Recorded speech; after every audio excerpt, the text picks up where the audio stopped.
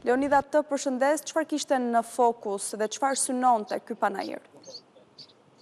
Përshëndetje Kassandra, në fakt në shkollën Beqir Qela profesionale këtu në qytetin e Durrësit është të zhvilluar panajiri i përvitshëm ku nxënës të kësaj shkolle ekspozojnë punimet e tyre në këtë ditë të veçantë për ata, pasi kanë punuar prej disa javësh për të nxjerrë në dritë gjithçka nga puna e tyre e përditshme, siç edhe vetë nxënësit thonë që është një ndër shkollat më të mira në qytetin e Durrësit dhe një ndër shkollat që t'jep mundësi për të ardhmen e çdo individi që është student i kësaj shkolle.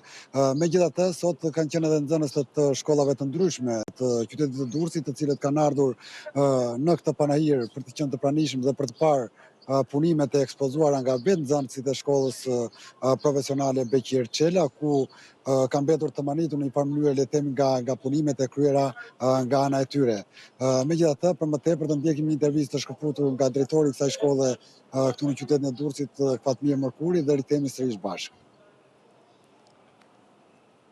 Kjo është një maket demonstrativ të një sistemi të kombinuar ngrohje ftofje dhe sistem qire. Janë 4 nxënës gjithsej të pjesës klasës dhe bashkëpunëtorë të këtij projekti. Është një shkollë që të jep një të ardhme dhe të jep një zanat që të duhet në një kohë të caktuar.